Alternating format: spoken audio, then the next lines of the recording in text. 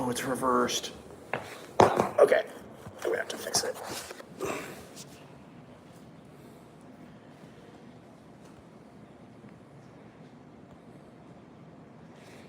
Okay, here we go. We'll have to trust that this is okay. Okay, we're good. All right.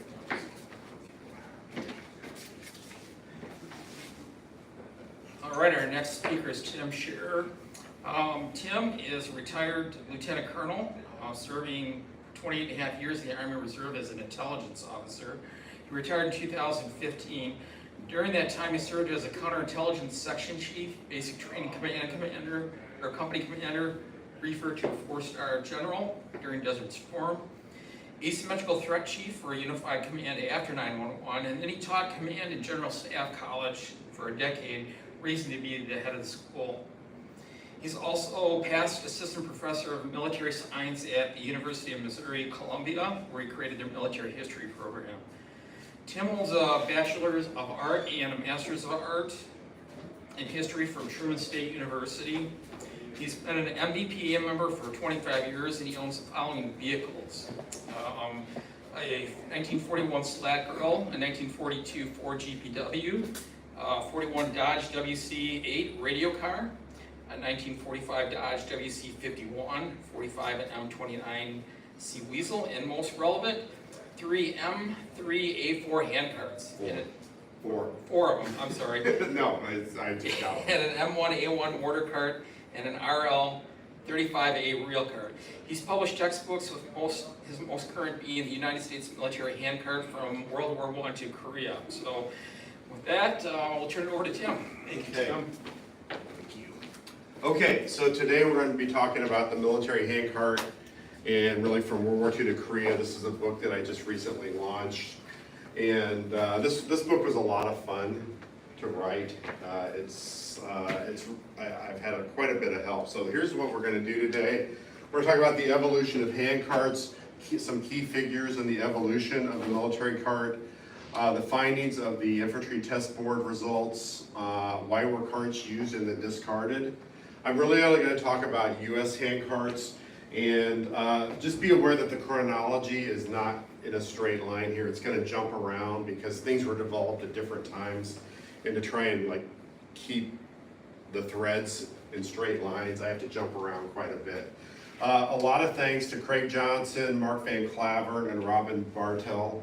I call them the handcart mafia in the book, and without their help, a lot of this book would just not be there. So let's go ahead and get going. So the military had handcarts before World War I, but you can see them in the budget requests and things like that. But really the grandfathers, the first generation of carts, the Marine Corps had one and the Army had one. So the one that the Army had was the M1917. I probably need to straighten this out. It gets a little confusing. A cart is a two-wheel purpose-built transportation device. Okay, a wagon is a four-wheeled transportation device. Also, it gets a little wonky in terms of the word handcart, because if the Mormons, in their history, their migration west, used handcarts, and those handcarts, they spell it as one word, but the Army and the Marine Corps, they spell it as two words, as you can kind of see right here. So, and that's how it's in the military document, so that's why it's spelled that way. Okay, so why were handcarts developed? There's a lot of things going on here that allows them to be a requirement for the military. The first one is the shrinking of the size of weaponry. Your first machine gun, modern machine gun, is the Gatling gun, and it's basically on a limber, and then it moves down in size within a couple decades to the size of this. It's probably a Maxim machine gun. So that's actually much more light, much more man-portable, and much more lethal. Same way with the mortar. You move from this sort of Civil War era mortar to the Stokes mortar, and this could actually be moved around the battlefield. So the idea of mobility becomes very important. So, and that's allowed for by increases in metallurgy technology, explosives technology, and so methods were sought to make them more portable. And by the time you hit World War I, it's possible to do that. And as I say here, everything is man-portable if you break it down into enough pieces, but you want it where it can actually arrive on the scene of the battlefield and be utilized fairly quickly. So that's the whole idea behind hand carts. So as I said, there's several different first carts that are out there. For the Armies, it's the M1917 machine gun cart. Quite a few of these still exist, but it was in service from 1917 well into World War II. I've seen pictures of these in service in World War II. There's a picture of the 82nd Airborne, and a bunch of guys are marching by, and I looked at this cart, and I'm like, what is that cart? And somebody pointed out, oh, it's an M17 hand cart. I'm like, whoa, it's still there. So they were built by three companies, Veely Corporation, International Harvester, and the St. Louis Car Company. And there's three variants, but there's really only two. There's the machine gun cart, the ammunition cart, and the spare gun cart. The spare gun cart production was part of the machine gun cart. That's why there's a difference in numbers there. So, and it was just accessorized slightly different. There was also an M37 cannon variant, which is really an ammunition trailer for the M37 cannon. So that's also out there. They're pretty rare, and it's not the World War II version of the 37mm cannon. It's a relatively small, I believe it's a French variant. Okay, continue on the M17 machine gun cart. So the gun carts carried the 1917 water-cooled machine gun, all the parts, extra water, tripod, and accessories, and some ammo. And the ammo carts carried 3,000 rounds of ammo and 2 water cans. The spare gun cart, which is in this picture, just carries 2 extra guns, and there would be 2 of these issued per machine gun company. So if one of their machine guns went down, they just go break out the spare machine gun, pull it out, put it back on the line, and send that one back to their armorer to fix it. And then they could always have their machine guns in operation. So these were all built in 1917, 1918. Infantry Division was authorized 336 1917 carts, to include 144 machine gun carts, 144 ammo carts, and 44 spare gun carts. So there are a lot of these out there. Okay, on the Marine Corps side, they have what they call the coal cart.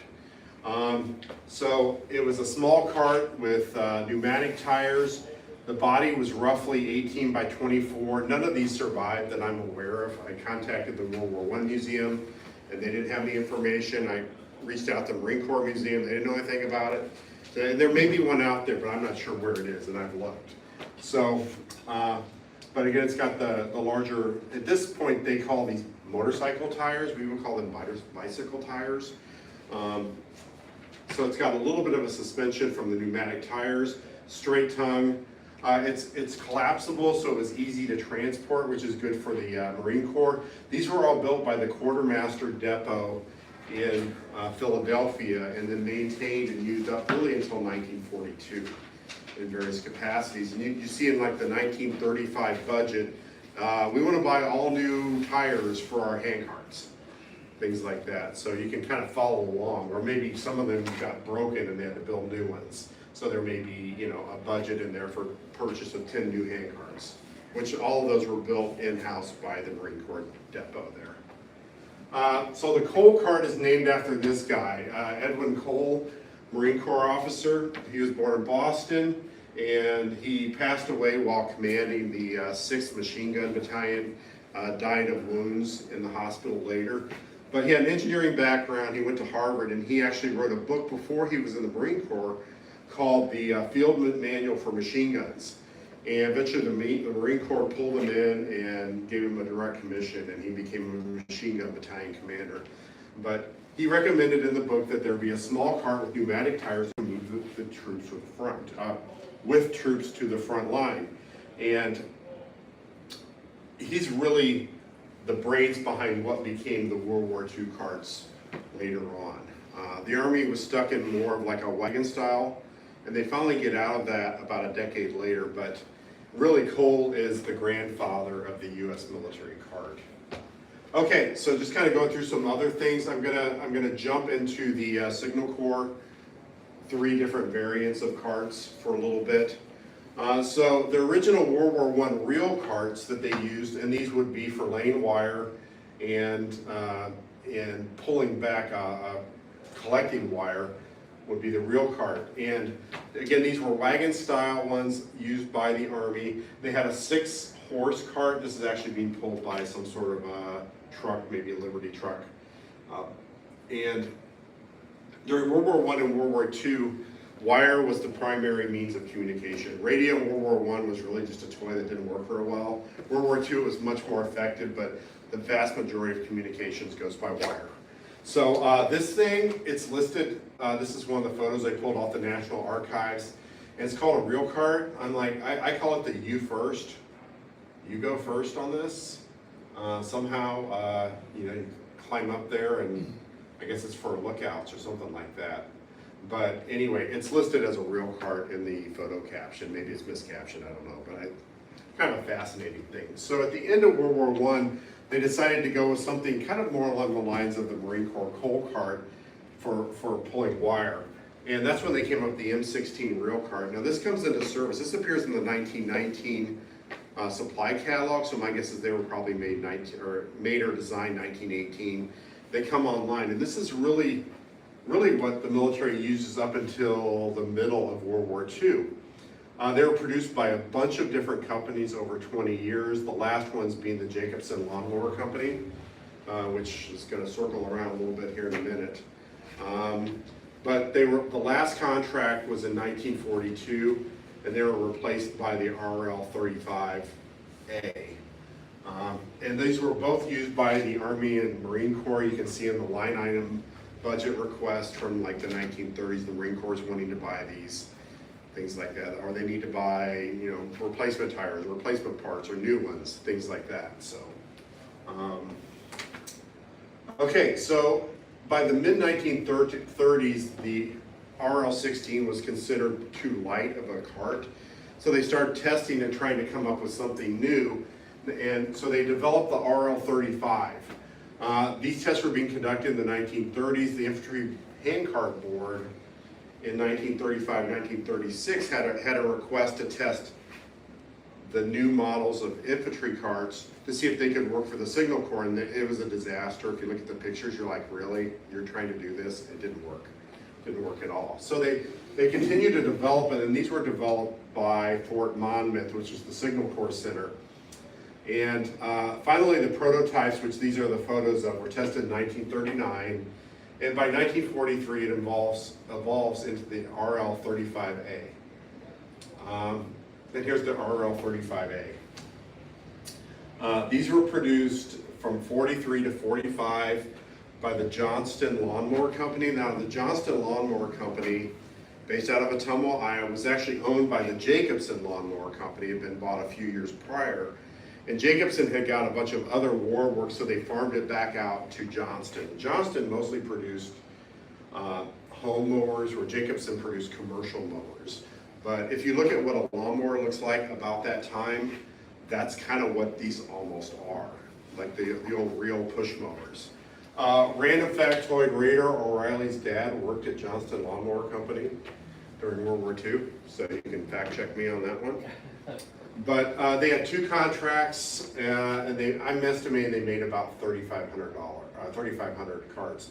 Now, this data here is getting pulled from, let me see here, somewhere in here I have it. Is it this? Of course, I can't find it right when I need it. But if you go, you could there. In World War II, there were lists of documented contracts that would be produced every couple months, and those were summarized at the end of World War II. You could go in there, and they're online searchable, and you can search anything. You can search Studebaker. It'll show you all their contracts that they got over $100,000. So all this data has been there for a long time, but it doesn't really tell us how much. It tells you the contract number, the overall cost, when it started. In this case, Johnston Lawnmower started making them in April of 43, and they concluded in 45 when the war ended. And their contracts were $72,000 and $443,000. So One weird thing about this is you think that these would go to signal corps units, but they actually were, if you look on the table of organization equipment, they were mostly in engineer units. There was only one signal corps unit that actually had these, and I believe that was the Airborne Signal Company. But it was all these kind of random corps level engineer units that had these. The division level units used RL31 frames instead of these, and just put them in Jeeps and trucks and stuff like that. So that's why you don't see a whole lot of these in service. Okay, let's flash back to the 1920s and 30s. There's a lot of experimentation going on. Now, when World War I ends, the Army doesn't have a whole lot of money, and they got a whole lot of stuff. So they're stuck with what they have from World War I, which at that point was the most modern equipment. But by the late 1920s, they're starting to think maybe we need to update some of this equipment. So one of the things that they tried was the M2E1 cart, which is really just a metal bicycle wheel version of the M1 machine gun cart. It's almost identical in terms of size, form, and function. And again, as a T model, so as a test model, they tried the T3, which is in the early 1930s, which is just a big box on a cart. Then there's the T4. The T4 was actually developed to support the 75 millimeter pack howitzer, which the Army never officially adopted, but the Marine Corps did. And the T5 was the prototype for the M3 machine gun, or the M3 series of carts, which were developed in 1936 and 1937. There is another model, T5 boxy cart, that I've seen. I don't quite understand why they have the same nomenclature, but it is what it is. So one of the faults that they had with the 1917 machine gun cart is that you can't shoot the gun off of it. It was literally just a big transport box. And they get near the front lines, they have to open them up, get the tripod, set it all up. They wanted something that they could actually shoot off the mount. So that's when they developed the M1 wheel machine gun mount. It was also known as the Matthews mount. These were developed in 1930, 1931, and built by Rock Island Arsenal in 32, 33. They made roughly about 1,700 of these. And these stayed in service until World War II. They were limited standard during World War II, so they didn't actually, they were on stateside, but they never really went overseas. But they did have a collapsible design where you could just pull the wheels off of them and set them on the ground and shoot the machine gun straight from it. It carried 5 boxes of ammo, a water can, and spare parts. And what happens with then the 1917 carts is they keep the ammo carts around because those are still useful, but a lot of the gun carts get converted to other things, radio carts, other things like that. Okay, roughly about the same time, the Army puts in a new mortar, a new 4-deuce mortar into service, and they develop a cart to go with it. So these come into service by 1928, and then these carts come a few years later. So there was a mortar cart and an ammo cart, and I'm guessing about 1,600 of these were made. I don't really have any records on that. They were produced in-house by Edgewood Arsenal. I can't find where anybody else made these. So it's really just a skeletonized frame, 19-inch wheels. One of them carried the mortar, the other one carried all the ammo. And these actually had a long life. I have a picture of one with some 4 different bazookas mounted on one during the Korean War. It's in the book. Okay, the medical little cart, another kind of random one. This actually has the longest life service. These came into service in World War I with wagon-type wheels. And by the time you get into the 1930s, they've switched to more of the bicycle motorcycle-type wheels. And these are still, a variant of these are still used today by the medical corps.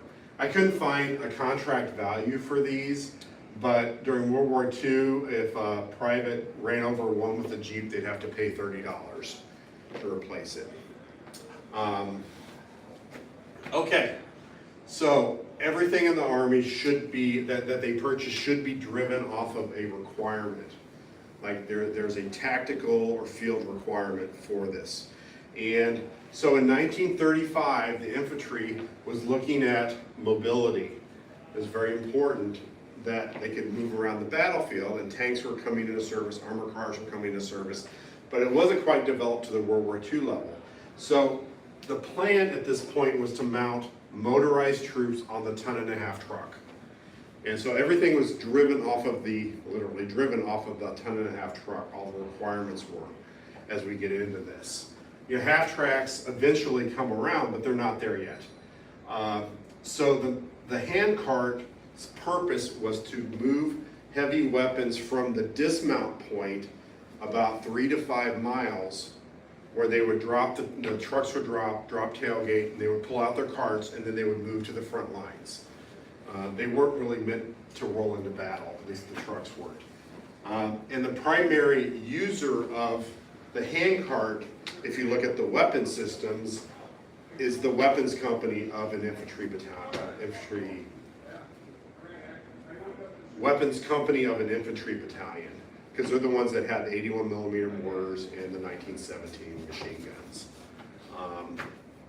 Okay, so the infantry board, let's see here. In fact, this file right here is all the correspondence regarding the starting of the hand cart tests. They actually are going to do some stuff after World War I, but then they didn't have any money, so they finally started in 1935. So they came up with, they used what I would call the military decision-making process. If you've ever been a military officer, you've probably heard of that. It's a very, very defined step-by-step process. It's very methodical, as you'll see as we get towards the end. So this is what they wanted the hand cart to do. Can it be loaded in the 1.5-ton truck without crowding personnel? In other words, can you put it in there and not lose troop seats? Can it be fired from the truck at both ground and air targets? Can it transport the gun and ammo to the front area? Does it cause excessive fatigue pulling it? Can one guy pull it?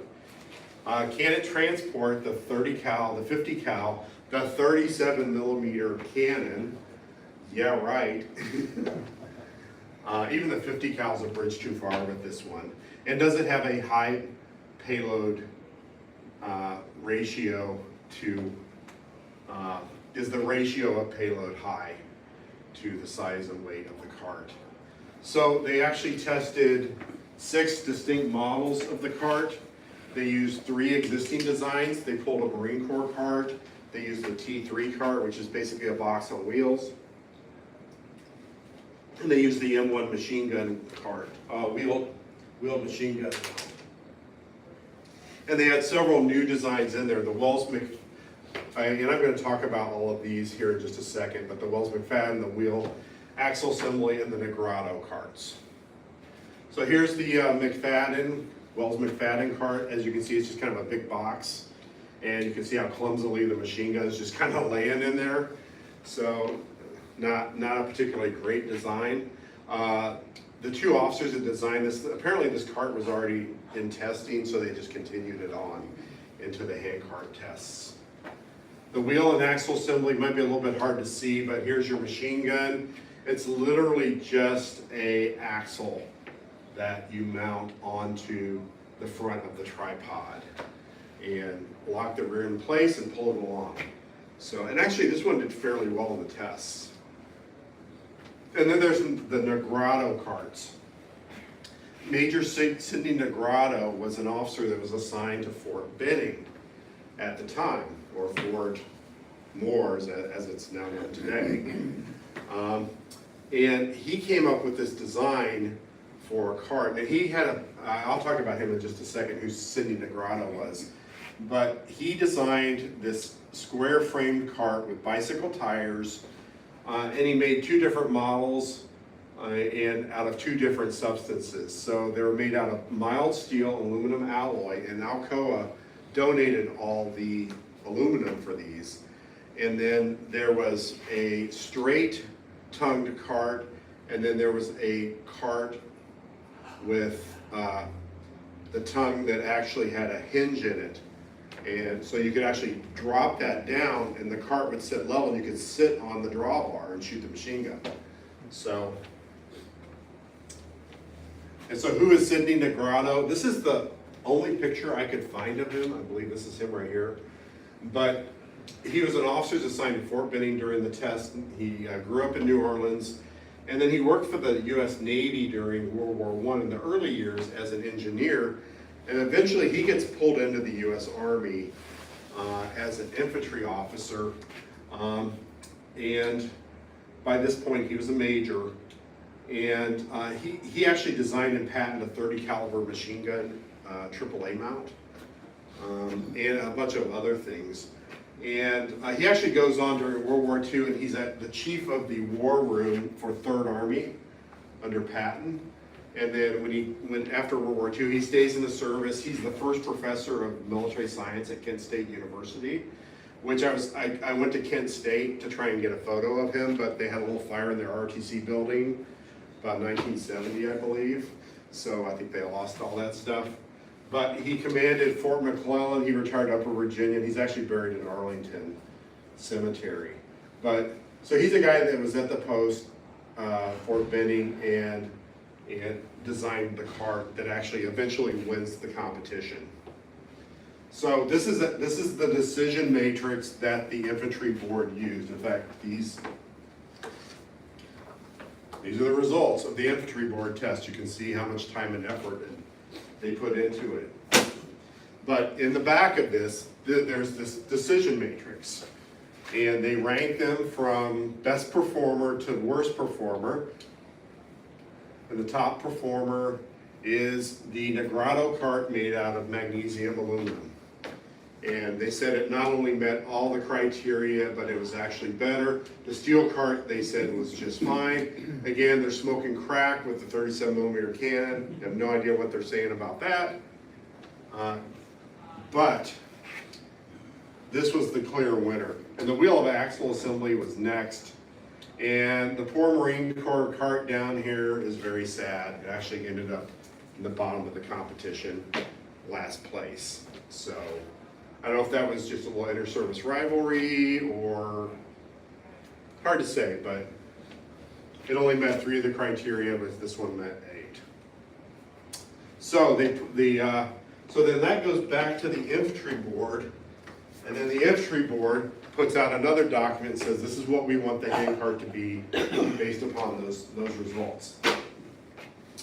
And I'm not gonna do karaoke, PowerPoint karaoke and read this to you, but they set the size of the body of the cart, which remains all the way up until the last cart is made. It talks about giving it a lunette and the drawbar, which they call the crossbar here. And they want it to be transported in between the seats of the truck, the 10.5 truck, which was all about.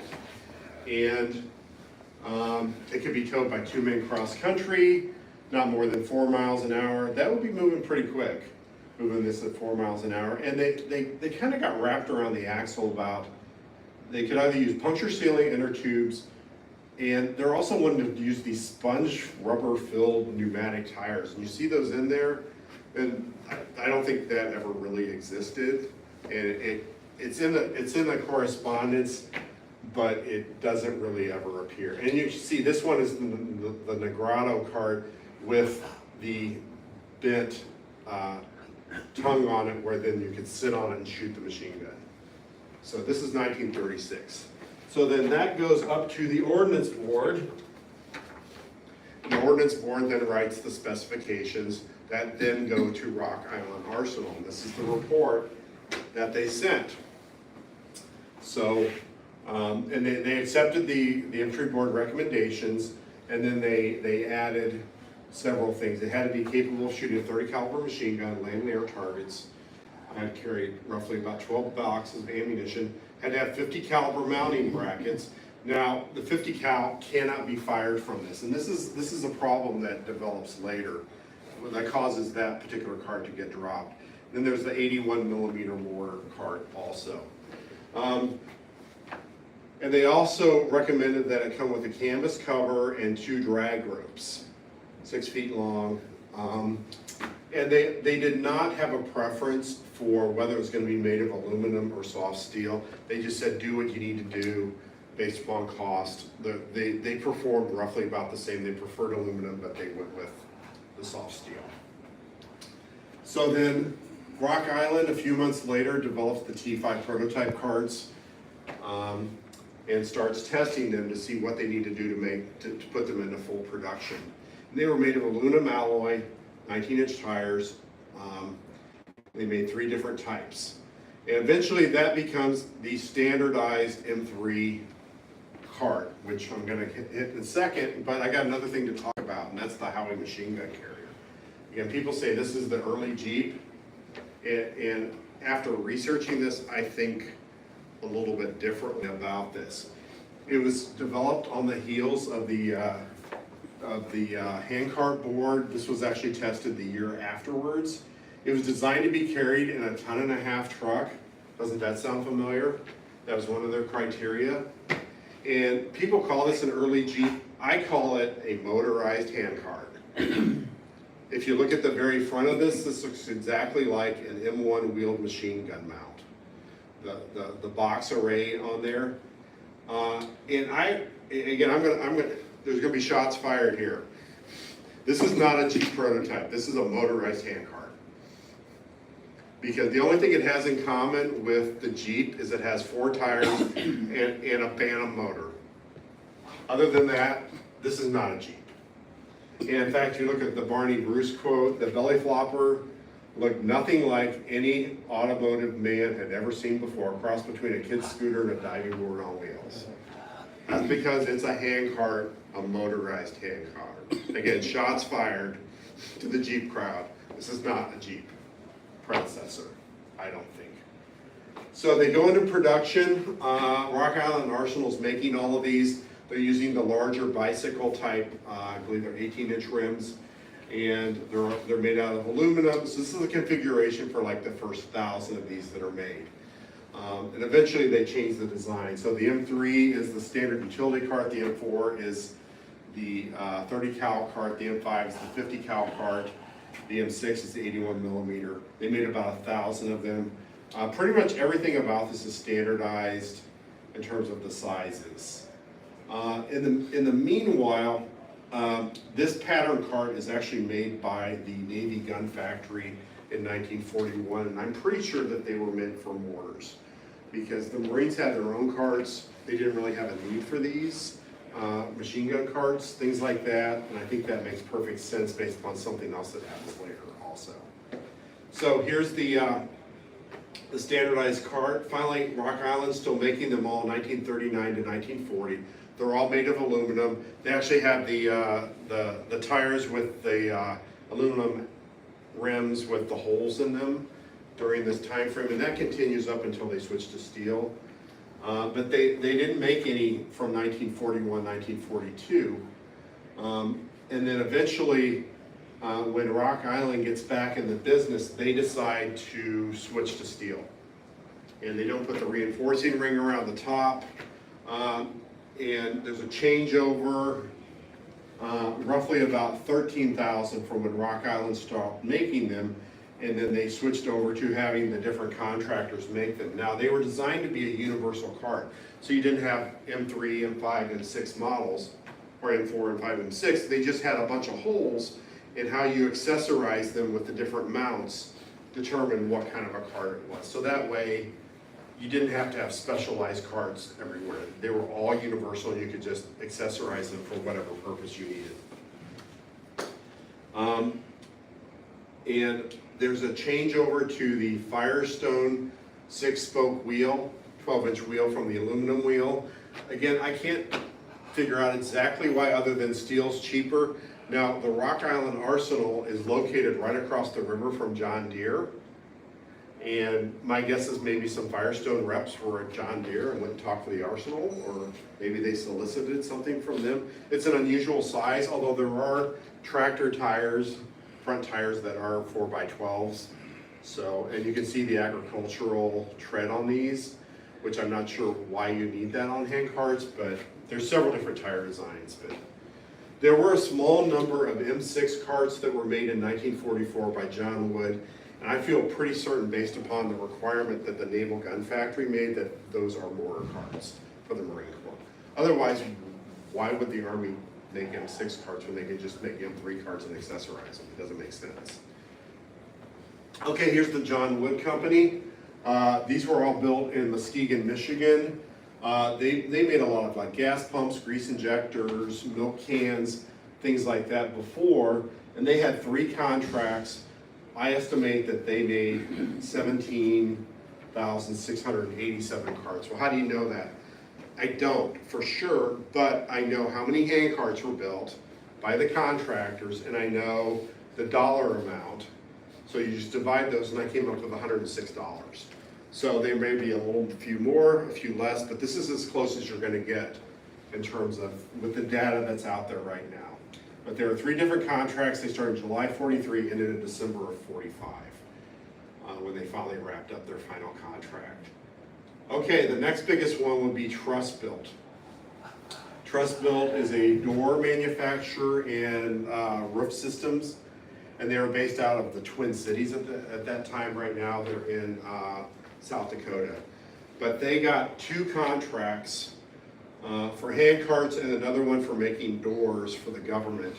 And they made $385,000 of contracts, of hand carts starting in August of 43, ending in July of 44.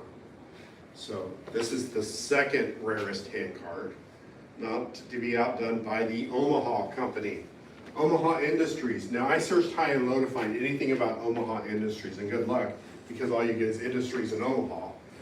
But someone finally let me know what this was. This was a conglomeration of companies in Omaha that would then go together to bid on contracts. So maybe there's a machine shop that would make axles, and there's a fab shop that would make the bodies, and they would put them together.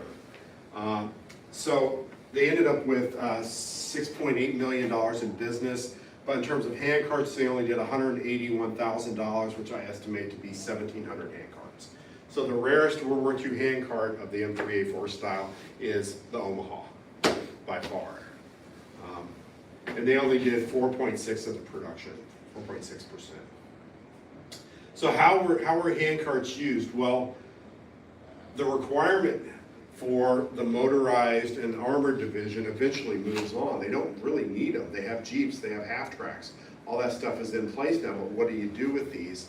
So they found their purpose in light infantry units like Ranger battalions, parachute infantry regiments, and also there was a request in order to have these in infantry assault divisions. So the divisions that land on D-Day are going to have these, or Operation Husky, or wherever, because they're not going to have their vehicles there quite as quickly. And I did an estimate that 763 hand carts were used on the D-Day landings in Normandy, between the airborne divisions, the Rangers, the 3 assault and 4 reinforcing divisions. So, okay, let's switch over to the Marine Corps. Again, the coal cart did not do well in the 1936-1937 tests. The Marine Corps actually comes up with a new design. It looks quite a bit like the M3 cart before they switched to the 12-inch rims. It's got a little bit of a floor in it. The tongue design is very similar. The lunette's very similar. The tires are 1 inch bigger, and it's got the same attachment to put the drawbar on there. Very, very similar. So Marine regiments actually had 116 carts, which is roughly about 1 cart for 28 Marines. So they had quite a few of these anytime that they operate in the Pacific, and you can see them on these organizational charts. Also, I'm estimating that 6,300 of these were produced by the Arthur Raymond, Rayburger and Sons, based out of Newark, New Jersey. Now, they were a trailer manufacturer, and they got $1.035 million for contracts, but for hand carts, they got $669,000. And what's peculiar is this contract, the last one, actually has a quartermaster number on it, but these were never used by the Army. I think the procurement shifted around a little bit for who was letting contracts, and maybe the Army Ordnance Branch or Corpsmaster Corps got that particular one. But they were all made by Rayburger. Okay, another one is the Marine Corps T4E1 cart. These were developed in the early 1930s to support the 75 millimeter pack howitzer. which replaced a French design that was used in World War I. But what happens is that the Army never fully adopts this particular design. In fact, the uniforms in this picture are really wonky. That's because the Marine Corps in a series of maneuvers in the 1920s and 1930s did reenactments of Civil War battles. And that's what's going on there. They're wearing some kind of wonky Civil War looking kind of uniforms. But so these were made by Rock Island Arsenal in relatively small numbers because there weren't many cannons. But then by the time World War II comes around, that's the primary artillery piece that the Marine Corps uses at the beginning of the war. So they have the cart to support it. The Army really didn't need these. They used the 75mm pack howitzer, but if it was with a mountain division, their ammo would be transported with mules. And I can't see you airdropping one of these carts. So it was pretty much used exclusively by the Marine Corps. And these were made by Minneapolis Moline Company up in the Twin Cities, starting in June of 43 and ending in October of 44. The highest known serial number based upon collections of serial numbers is 1347. So there weren't too many of these made, but there's a lot of these that have survived. They're out and about. Find them in museums, for sale, wherever. Okay, another one was the Para-Caisson cart. Now, the Army still had a problem with transporting 75mm ammo, so they developed the Para-Caisson cart. And there are several different variants of this one. This one's a little bit different. It's more like made of wood and has steel wheels on it. But these were developed by Rock Island Arsenal, which they started developing these in the spring of 44 through the summer of 44. By that point, they had divested themselves fully of handcart production to all the contractors, and they could focus on things like this. And there were also different models of these, not just to carry ammunition, but to do other things as well. The Para-Crate, the Para-Chest, and the Para-Caisson. And the production figures, one of the guys in the handcart mafia had a chart that showed how many of these were made when they were being made. So another one is the quartermaster cart. These were seen on military bases, usually in depots or around railheads, things like that. They were mostly just to move stuff around. You fill it full of canteen covers, you move it from building A to building D. That's what they were used for. And a number of these survive. And you find them in random places. Facebook Marketplace has a set of wheels of these for sale. And my book actually has the plans for these, so anyone wants a good project. So far, I've not been motivated to run the 150 miles and go get those. The only change in design from really World War I until the end was the switch to steel wheels. So the final handcart design, actually these were produced by Rock Island Arsenal after World War II, and that's the M7, M8, and M9 carts. The requirement was still there, likely with airborne and light infantry units.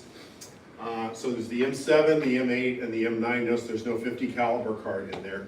They went to a different wheel design. They went to an 8x12, 4x8 tire, and the whole thing was collapsible, so you could remove the axle from the box and the drawbar and tongue from the box also, so you could knock it down inside of itself and transport it that way. So it's really the highest form of handcart that they developed.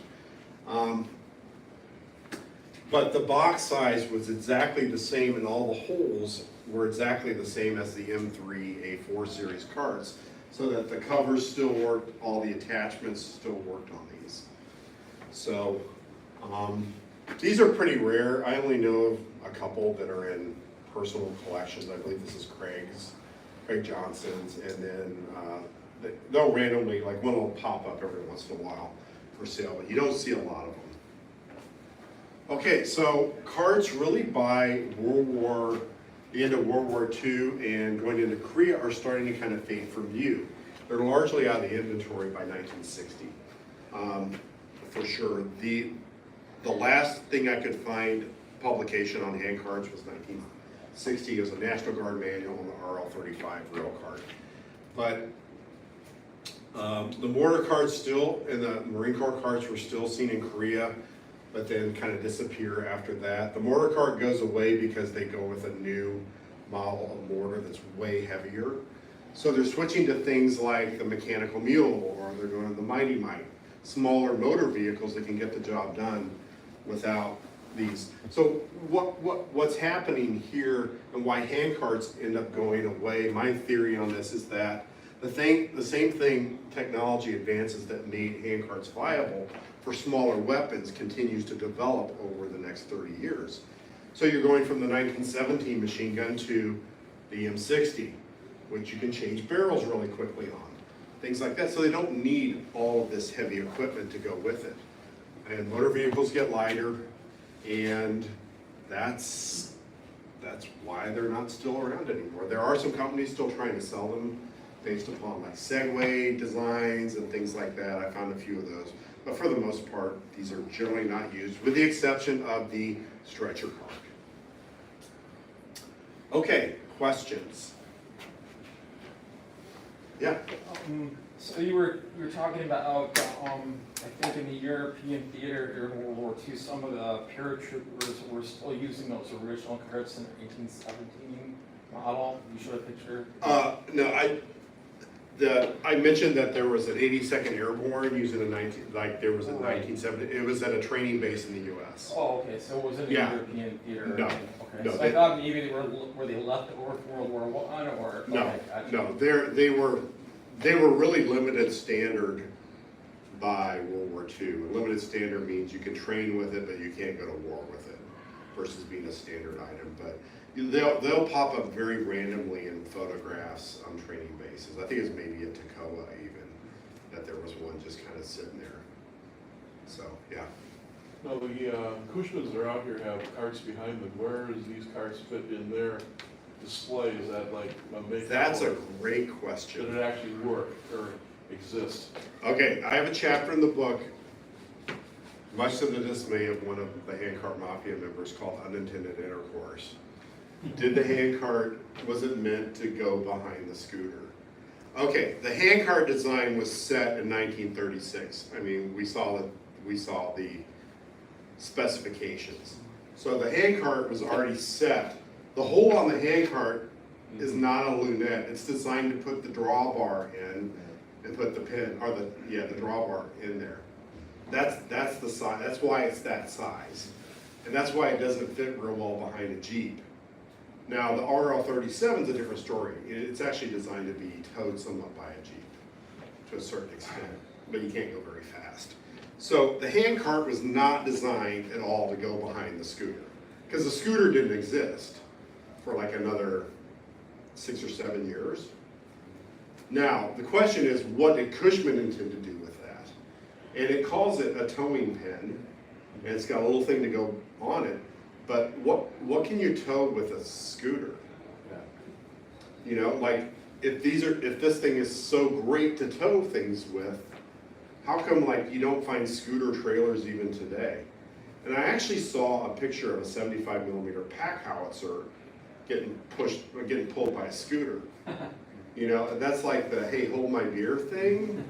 And you can see the guys like, it's in the book, you see the guys like way leaning over the handlebars so he doesn't get flipped over backwards, is my guess. I mean, when I was in college, I used to work on our college cannon crew where we would shoot the cannon for football games. I know how heavy that is. It's a pretty balanced gun, but it's not something I would want to put behind a scooter. So it's a nice setup for displays, and airborne units use them, both pieces, but what's the purpose of a Cushman scooter? Messages. Yeah, it's personal transportation, it's message running, it's maybe a little bit of reconnaissance, things like that. What's the purpose of a handcart? It's logistics. It's all about logistics, right? So when do those two missions intersect each other? I'm not sure. So I think it's probably more of a post-war thing that people in the MVPA and others have just thought, okay, well, this makes sense to put them together, and they fit together pretty well. But I have yet to see, so far, I'm still young, I'm only 59, that I have yet to see an original picture of a handcart and a scooter mated together outside of a modern photograph. So that's my take on it. Again, shots fired, Building C, MVPA Convention. Yeah. Anybody else? Yeah. Regarding the materials, the aluminum alloy, presumably, did they rivet those together? Because gas welding kind of just got started in World War II, right? I think they were So probably. They probably weren't welded, right? I think they were probably. Yeah, I mean they were doing. I'm not sure completely without the photographs aren't that good in there, but to me it looks like they were maybe brazed or somehow aluminum welded together. Okay. In some way. I mean, they were produced at Fort Benning, which had an airfield. I'm guessing, you know, I don't know. The guy was an engineer too. The report actually gives the alloy content, like the alloy, exactly which grade of aluminum and the thickness and everything else that it was made of. Yeah, anything else, guys? Way more than you ever thought you'd know about hand carts. But what I think is super cool about this, when I was going through it, my favorite slide, let's back up here, is this. I mean, this is the World War II handcart. I mean, they absolutely nailed what they needed through that design and through their testing, and their testing process worked pretty well. And it gave them what they needed. And then they added more stuff. Okay, as for the book itself, again, I'm selling it here at MVPA. I have copies here for sale. They're in those boxes that are actually my tripod for my phone, which this is being live streamed on YouTube right now. But it's available at lulu.com. eBay, it's on there. I don't have it quite on Amazon yet. Portrayal Press is carrying it now. Also, I am completely sold out of hardcovers right now. You guys wipe me out of those. I have plenty of soft covers, $35. And again, many thanks to the Handcart Mafia, Craig, Mark, and Robin, and then Johan, who also gave me the photo of Marlena Dietrich on the cover. So, okay. All right, thank you very much. Thank you. Very informative.